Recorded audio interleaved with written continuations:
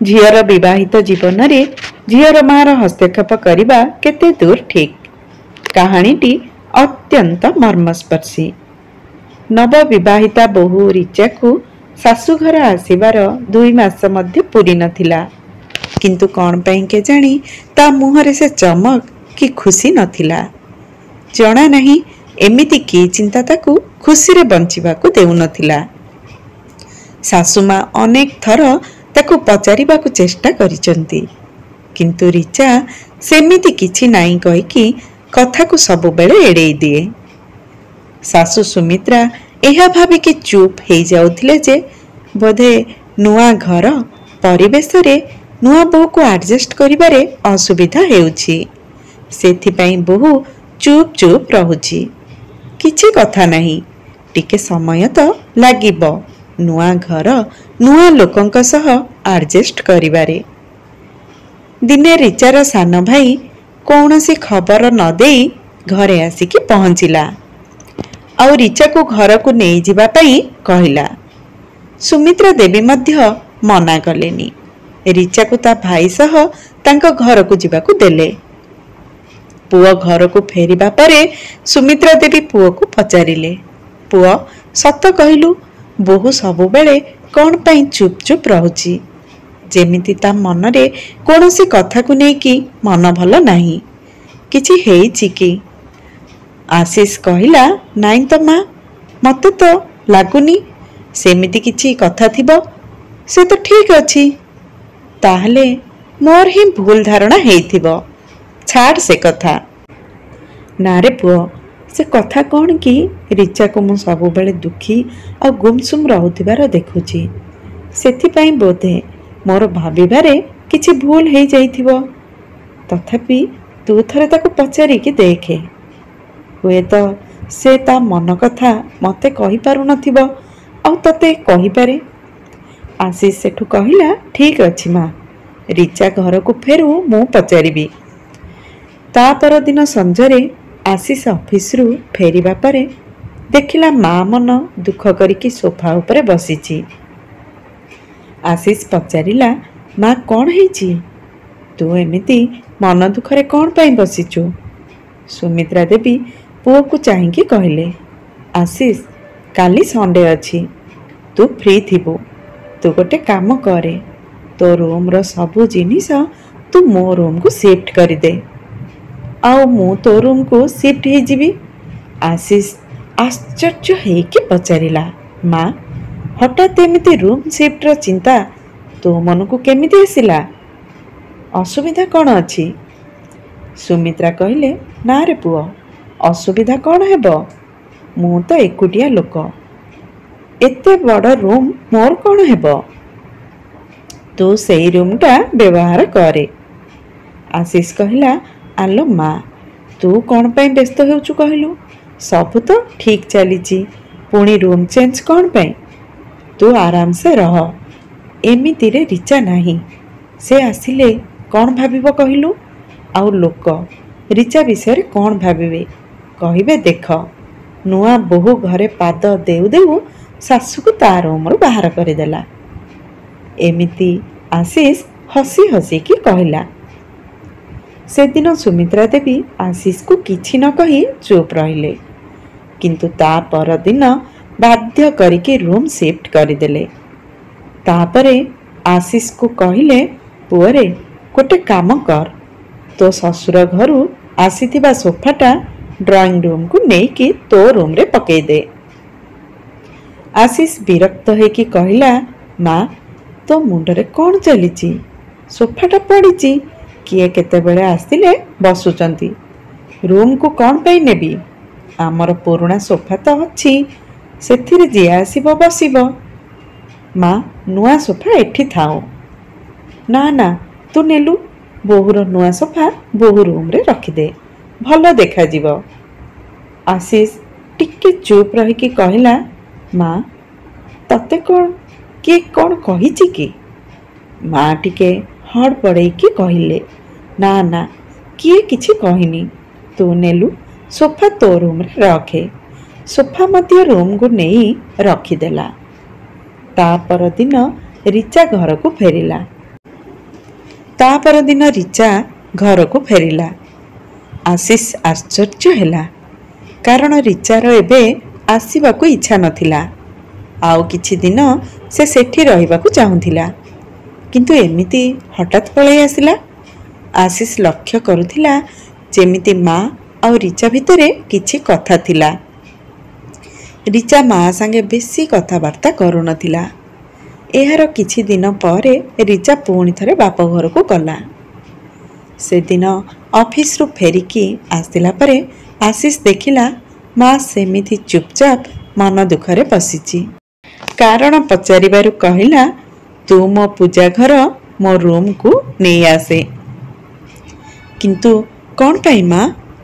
କିଛି ନାହିଁ, ତୁ ତ ଜାଣିଛୁ ମୋର ସକାଳୁ ପୂଜା କରିବା ଅଭ୍ୟାସ।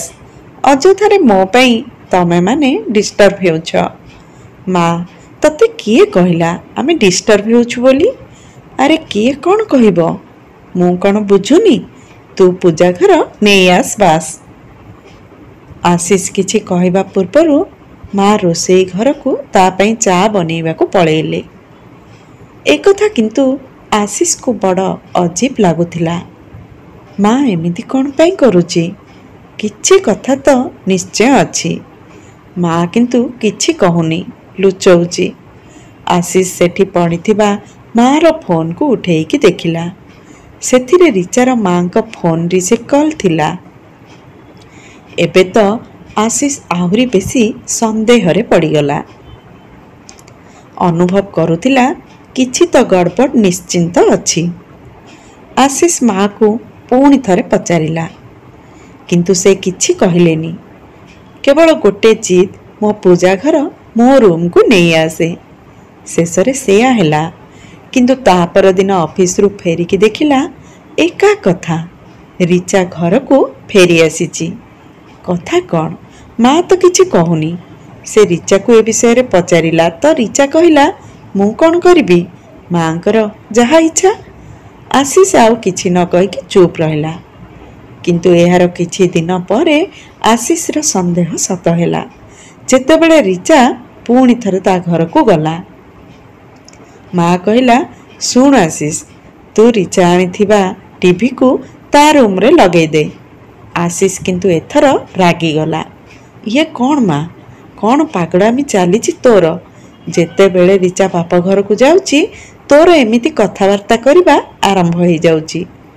ପୁଅର ରାଗ ଦେଖିକି ସୁମିତ୍ରା ଦେବୀଙ୍କ ଆଖି ଲୁହ ଛଳ ଛଳ ହେଇଗଲା। ଆଖିରୁ ଧାର ଧାର ଲୁହ ବୋହିବାକୁ ଲାଗିଲା। ମା ଆଖିରେ ଲୁହ ଦେଖି ଆଶିଷ ମଧ୍ୟ କାନ୍ଦି ପକେଇଲା। କହ ମା, କ'ଣ ହେଇଛି? ତତେ ମୋ ରାଣ ମା। ପୁଅ, ମୁଁ ତ ଚାହୁଁଛି ତମେ ଦି ଜଣ ଖୁସିରେ ରୁହ। ମୋର କ'ଣ ଅଛି, ଆଉ କେତେ ଦିନ ବା ବଞ୍ଚିବି? ମୁଁ କେବେ ଚାହିଁବିନି ମୋ ପାଇଁ ତୋ ଘର ଭାଙ୍ଗୁ। ଏକଥା ଶୁଣିକି ଆଶିଷ ମାକୁ ସ୍ନେହରେ ପଚାରିଲା, ମା କହ କ'ଣ ହେଇଛି? ନ କହିଲେ କେମିତି ସମସ୍ୟାର ସମାଧାନ କରିବା? ସୁମିତ୍ରା ଦେବୀ ପୁଅର ହାତକୁ ଧରିକି କହିଲେ, ପୁଅରେ, ତୁ ପ୍ରଥମେ କଥା ଦେ, ତୁ ମୋତେ ଛାଡ଼ିକି କୁଆଡ଼େ ଯିବୁନି। ମୁଁ ତୋ ବିନା ଏକୁଟିଆ କେମିତି ରହିବି? ତୋ ବାପା ତ ଏ ଦୁନିଆରେ ନାହାନ୍ତି। ମୋତେ ବୃଦ୍ଧାଶ୍ରମରେ ଛାଡ଼ିବୁନି ମୋ ଧନ। ମାର ମୁହଁରୁ ଏମିତି କଥା ଶୁଣିକି ଆଶିଷର ଛାତି ଫାଟିଗଲା। ମା, ତୁ ଏ କ'ଣ କହୁଛୁ? ତୁ ଏମିତି କଥା ଭାବିପାରିଲୁ କେମିତି? ଏଇଟା ତୋ ଘର, ତୁ ଯେତେବେଳେ ଚାହିଁବୁ ମୋତେ ଏଇ ଘରୁ କାଢ଼ିଦେବୁ। ସୁମିତ୍ରା ଦେବୀଙ୍କର ପୁଅ ଉପରେ ଟିକେ ବିଶ୍ୱାସ ଆସିଲା। କହିଲେ, ତୁ ଜାଣିଛୁ ପୁଅ, ଯେତେବେଳେ ରିଚାକୁ ପ୍ରଥମ ଥର ତା ଭାଇ ନେବାକୁ ଆସିଥିଲା, ମୁଁ ତ ଭାବିଲି ରିଚାକୁ ବାପଘର କଥା ମନେ ପଡ଼ୁଛି, ସେଥିପାଇଁ ଯାଉଛି। କିନ୍ତୁ ସେଦିନ ରିଚାର ମାଙ୍କ ଫୋନ୍ ଆସିଥିଲା। ମୁଁ ଜାଣିବାକୁ ପାଇଲି ରିଚା ହିଁ ତା ଭାଇଙ୍କୁ ଫୋନ୍ କରିକି ଡାକିଥିଲା। ତା ମା ଫୋନରେ କହିଲେ, ମୁଁ ଯାହା ବାହାଘର ବେଳେ ଝିଅକୁ ଜିନିଷ ଦେଇଛି ସେସବୁ ମୋ ଝିଅ ଆଉ ଜୋଇଁଙ୍କ ବ୍ୟବହାର ପାଇଁ ଦେଇଛି। ତମେ କିନ୍ତୁ ଖାଲି ପଲଙ୍କ, ଆଲମାରୀ, ଡ୍ରେସିଂ ଟେବୁଲ ଛାଡ଼ିଦେଲେ ସବୁ ଜିନିଷ ହଲ୍ରେ ରଖିଦେଲ। ପିଲାଙ୍କ ଖୁସି କଥା ଟିକେ ଭାବୁନ। ତମେ କ'ଣ କରିବ? ତମର ତ ବୟସ ହେଲାଣି। ଶୀଘ୍ର ମୋ ଝିଅର ସବୁ ଜିନିଷ ତା ରୁମ୍ରେ ରଖ। ତାପରେ ଯାଇକି ମୋ ଝିଅ ସେ ଘରକୁ ଯିବ। ସେଥିପାଇଁ ମୁଁ ରୁମ୍ ସିଫ୍ଟ କରିବାକୁ କହିଲି। କମ୍ ସେ କମ୍ ସେ ରୁମ୍ରେ ରିଚାର ସବୁ ଜିନିଷ ରହିଯିବ। ଦ୍ୱିତୀୟ ଥର ଯେତେବେଳେ ରିଚା ବାପ ଘରକୁ ଗଲା, ମୋତେ ଲାଗିଲା ରିଚା ଏମିତି ବୁଲିବାକୁ ଯାଇଛି। କିନ୍ତୁ ତା ମା ପୁଣି ଥରେ ଫୋନ୍ କରିକି କହିଲେ, ତମେ କ'ଣ ଚାହୁଁନ ପିଲାମାନେ ଖୁସିରେ ସଂସାର କରିକି ରହନ୍ତୁ? ସକାଳୁ ପୂଜା ଘଣ୍ଟି ବଜେଇଲେ କେମିତି ସେମାନେ ଶାନ୍ତିରେ ରହିବେ? ମୋ ଝିଅ ସମ୍ମାନ ରଖିକି କିଛି କହୁନି, ଆଉ ତମ ପୁଅ ମା ବୋଲି ଚୁପ୍ ସହିଯାଉଛି। ତମେ ତମ ମନମାନି କଲେ କେମିତି ହେବ? ମୋ ଝିଅ ଶାନ୍ତିରେ ଟିକେ ଶୋଇପାରୁନି। ତମେ ଏମିତି କଲେ ପିଲାମାନେ କ'ଣ କରିବେ?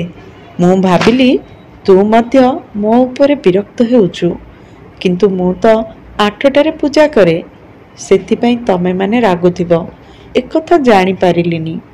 ସେଥିପାଇଁ ମୁଁ ପୂଜା ଘରେ ମୋ ରୁମ୍କୁ ନେଇ ଆସିବାକୁ କହିଲି। କିନ୍ତୁ ଏଥର ତ ସାଧାରଣ ଟିଭି ପାଇଁ ମୋତେ ଏତେ କଥା ଶୁଣେଇ ଦେଲେ।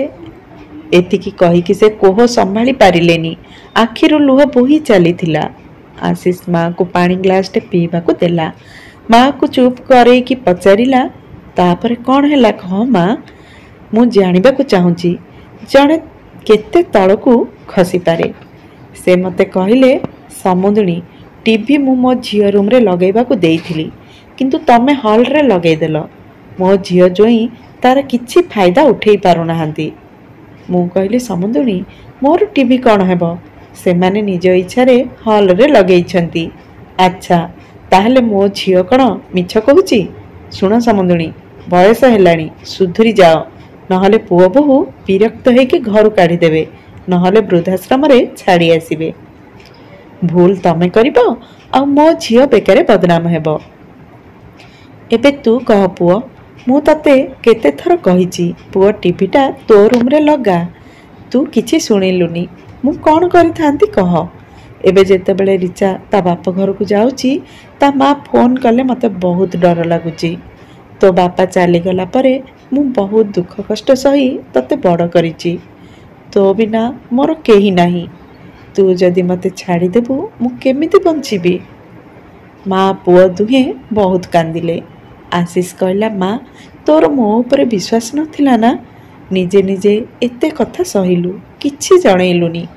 ନା ରେ ପୁଅ, ମୁଁ ଚାହୁଁନଥିଲି ମୋ ପାଇଁ ତୋ ବିବାହ ଜୀବନରେ ଆଞ୍ଚ ଆସୁ, କିନ୍ତୁ ବୃଦ୍ଧାଶ୍ରମ କଥା ଶୁଣିକି ମୋତେ ଡର ଲାଗୁଛି। ମା, ଏବେ ମୋ ଉପରେ ସବୁ କଥା ଛାଡ଼ିଦେ। ନା ରେ ପୁଅ, ତୁ ମୋତେ କଥା ଦେ, ମୋ ପାଇଁ ତୋ ବିବାହ ଜୀବନ ଯେମିତି ଖରାପ ନ ହେଉ, ନହେଲେ ମୁଁ ନିଜକୁ କ୍ଷମା କରିପାରିବିନି। ମା, ସମ୍ପର୍କ କେବଳ ଜଣଙ୍କ ବିଶ୍ୱାସ ଭଲ ପାଇବାକୁ ନେଇ ତିଷ୍ଠି ନଥାଏ। ରିଚାକୁ ମଧ୍ୟ ସେତିକି ବିଶ୍ୱାସଯୋଗ୍ୟ ହେବା ଉଚିତ। ତୁ ବ୍ୟସ୍ତ ହେନା ମା, ମୁଁ ସବୁ ଠିକ୍ କରିଦେବି। ତା ପରଦିନ ସକାଳେ ସୁମିତ୍ରା ପୁଅ ପାଇଁ ଚା କରିକି ଦେଲେ। ତାପରେ କଲିଂ ବେଲ୍ ବାଜିଲା। ଖୋଲିକି ଦେଖିଲେ 3 ଜଣ ଲୋକ ଠିଆ ହେଇଛନ୍ତି। ସେମାନେ କହିଲେ, ଆମକୁ ସାର୍ ଡାକିଛନ୍ତି। ଆଶିଷ ସେମାନଙ୍କୁ ସବୁ ଜିନିଷ ଦେଖେଇଦେଲା। ସୁମିତ୍ରା ଦେବୀ ପଚାରିଲେ, ତୁ କ'ଣ କରିବାକୁ ଯାଉଛୁ? ମା, ସେମାନେ ଯାହା ସବୁ କରୁଛନ୍ତି ଏଥିରୁ ସ୍ପଷ୍ଟ ଯେ ସେମାନେ ସିଧା କଥା ବୁଝିବେନି। ସେମାନଙ୍କୁ ସେମାନଙ୍କ ଭାଷାରେ ବୁଝେଇବାକୁ ପଡ଼ିବ। ମା ଡରିକି କହିଲେ, ତୁ କିଛି ସେମିତି କରେନା। ମା, ମୋ ଉପରେ ବିଶ୍ୱାସ ରଖେ, ଯାହା ହେବ ଭଲ ହେବ। ତାପରେ ରିଚା ଆଣିଥିବା ସବୁ ଜିନିଷକୁ ପ୍ୟାକ୍ କରିକି ଆଶିଷ ସେ ଲୋକଙ୍କ ସାଙ୍ଗେ ରିଚା ଘରକୁ ଗଲା। ଶ୍ୱଶୁର ଘରେ ପହଞ୍ଚିକି କବାଟ ଠକ୍ ଠକ୍ କଲା। ବଡ଼ଶଳା କବାଟ ଖୋଲିକି ଆଶିଷକୁ ଦେଖିବା ପରେ ଆଶ୍ଚର୍ଯ୍ୟ ହେଇଗଲା। ସେତେବେଳେ ସମସ୍ତେ ଖାଇବାକୁ ବସିଥିଲେ। ଆଶିଷ କିଛି ଖବର ନ ଦେଇ ହଠାତ୍ ଏମିତି ଆସିବାଟା ସମସ୍ତଙ୍କୁ ଆଶ୍ଚର୍ଯ୍ୟ ଲାଗିଲା। ଶ୍ୱଶୁର କହିଲେ, ଆରେ ଆଶିଷ, ତମେ କିଛି ଖବର ନ ଦେଇକି ଆସିଗଲ, ସବୁ ଠିକ୍ ତ? ହଁ ବାପା, ସବୁ ଠିକ୍। ରିଚାର ବଡ଼ ଭାଇ ରିଚାର ଭାଉଜମାନଙ୍କୁ କହିଲେ, ଆରେ ସବୁ କ'ଣ ଦେଖୁଛ? ଯାଅ ଆଶିଷଙ୍କ ପାଇଁ ଚା ଜଳଖିଆ ଆଣ। ଆଶିଷ ବିନମ୍ରତାର ସହ ହାତ ଯୋଡ଼ିକି କହିଲା, ଭାଇ, ସେସବୁର କିଛି ଆବଶ୍ୟକତା ନାହିଁ। ଜିନିଷ ରଖିକି ମୁଁ ଫେରିଯିବି, ଅଫିସ ଯିବାର ଅଛି। ଶାଶୁମା ପଚାରିଲେ, କେଉଁ ଜିନିଷ? ଶାଶୁମା, ସେଇ ଟ୍ରକରେ ଯେଉଁ ଜିନିଷ ଅଛି। ସମସ୍ତେ ଟ୍ରକ୍ ପାଖକୁ ଯାଇକି ଦେଖନ୍ତି ତ ଟ୍ରକରେ ରିଚାକୁ ବାହାଘର ବେଳେ ଦିଆଯାଇଥିବା ଜିନିଷ ସବୁ ଥିଲା। एसबू देखिकी समस्ते प्रश्नील दृष्टि परस्पर को चाहिए। आउ रिचा केतेबेले निज माँ को तो केतेबेले आशीष को देखुथिला। पाख पड़ोशी मैंने देखिकी फुसुर फासर हेउथिले। रिचार बापा कहले, आशीष एसबू कौन हेउची मु बुझी पारुनी। आशीष कहला, देखंतु बापा एसबू आपणक झीर जिनिस, किंतु घर तो मो बापा बनईथिले, एबे घर मो मार। माँ मते सफा सफा कहीदेला, तो स्त्रीर जौतुक नहीं कि तू नुआ घर किणिकी रखे, नाई तो ससुर घरे रखिके आसे। मो घरे जौतुक जिनिस पाई जागा नाही। जेबेठु जौतुक जिनिस आसीछि मार सुख शांति सबु कोठी हजि जाइछि। एकथा शुणिकी रिचार माँ कहले, कौन है खोलिकी कुह, तम मार कौन असुविधा हेउछि। आशीष हसिकी कहला, आपण जदि रिचा को घरटे जौतुक दे देई थांते ताहले किछि असुविधा हे न थांता। आपणक झियर कि से एठी बारंबार आसिकी रहु न थांता। ससुर सासु को रागरे कटमड करिके चाहुथिले।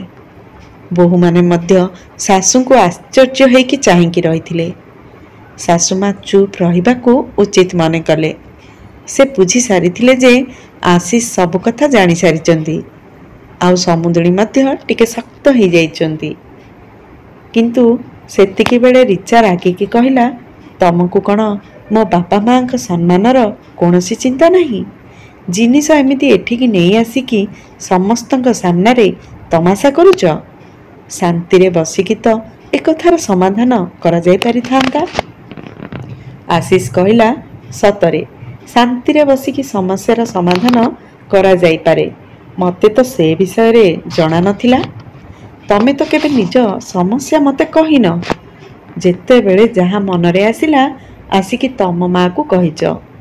आउ तम माँ मो माँ को फोन करके हैरान करुचंती, आहरी धमक दौचंती जे जदि मो कथा न मानिब ताहले तम पुओ बोहू तमको घरु बाहर करदेवे, वृद्धाश्रम रे छाड़ीदेवे। सेतेबेले तमको मो मार सम्मान कथा मन पड़ू नथिला। एबे रिचा किछि कहिबार लायक नथिला। तार आउ सासुमां को असलियत समस्त आगे धरा पड़ जाइथिला। ससुर लुह छल छल हेई आशीष आगरे हाथ जोड़िके कहले, आशीष मते तो किछि जणा नथिला। मु भाबुथिली रिचा खुशी खुशी आम पाखकू बुलिबाकू आसुची। जहा हेइगला हेइगला, मु आज कथा देउची, आजिठू आउ एमिति किछि हेबनी, जोथिपई तमको कि समुद्री को कौनसी समस्यार सामना करने को पड़िबो। पुआ ए जौतुक जिनिस एटू फेरे नियो। आशीष हाथ जोड़िके अनुरोध कला, बापा मते क्षमा करंतु, मु एई जिनिस नहीं पारिबिनी। ससुर किंतु बहुत बाध्य करिके जिनिस पठेई देले, आउ सांगरे रिचा को नेकी घर को आसिले। ससुर माँ को हाथ जोड़ी क्षमा मागिले, आउ आगो को एमिति भूल हेबनी बोली कहिले। रिचा मध्य भूल बुझी सारिथिला जे सासु घरे मार अधिक हस्तक्षेप करने उचित नुहे। प्रिय पाठक बंधु, कहानीटी केमिति लागिला निश्चिंत जणैबे। धन्यवाद।